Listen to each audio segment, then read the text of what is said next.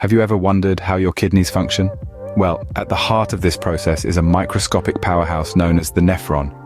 The nephron is the structural and functional unit of the kidney, and it plays a pivotal role in our bodies. It's like a tiny factory, working tirelessly to filter our blood, regulate its composition, and produce urine. Now, let's break down this incredible unit. The nephron is comprised of two main parts, the renal corpuscle and the renal tubule.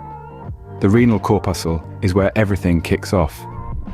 It includes the glomerulus, a network of tiny blood vessels, and Bowman's capsule, which collects the filtrate from the blood.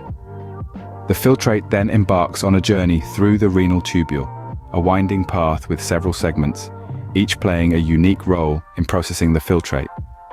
So, the nephron is essentially a tiny yet powerful filtration and regulation station hidden within your kidneys. Imagine a network of capillaries within a tiny capsule. This is the renal corpuscle. The renal corpuscle is the starting point of filtration in the kidney. It consists of the glomerulus and Bowman's capsule. The glomerulus, a tightly wound network of capillaries, is where the magic begins. Blood enters the glomerulus under pressure, allowing small molecules to be filtered out. These include water, ions, glucose, and waste products. This filtration process is like a tiny sieve, sorting the small from the large, the necessary from the unnecessary. Now let's shift focus to the Bowman's capsule. It's like a protective shell surrounding the glomerulus. This capsule collects the filtrate, the water, ions, glucose, and waste products we mentioned earlier. It's the first stop for these filtered substances before they embark on their journey through the renal tubule. The renal corpuscle filters the blood, setting the stage for the next steps in the nephron. From the renal corpuscle, the filtrate enters the renal tubule, a winding path with multiple segments. The first stop is the proximal convoluted tubule, or PCT.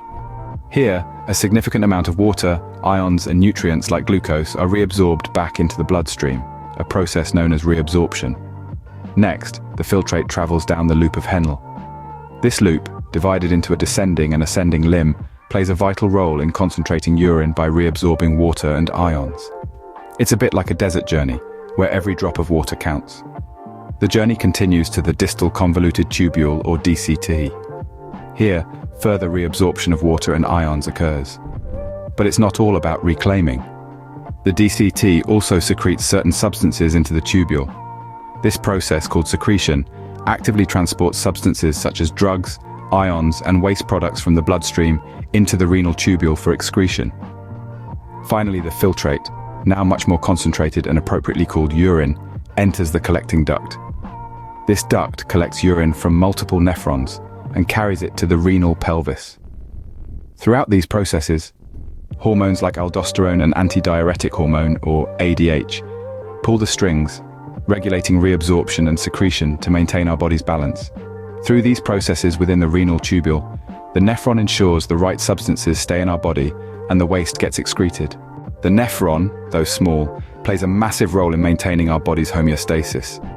This microscopic marvel, situated in our kidneys, is a tireless worker. It filters our blood, sifting out waste products while reabsorbing nutrients and ions. It also regulates blood composition and volume, ensuring our bodies function at their best. The nephron's structure, from the renal corpuscle to the renal tubule, is designed for efficiency. So, next time you ponder about your kidneys, remember the mighty nephron working tirelessly to keep you healthy.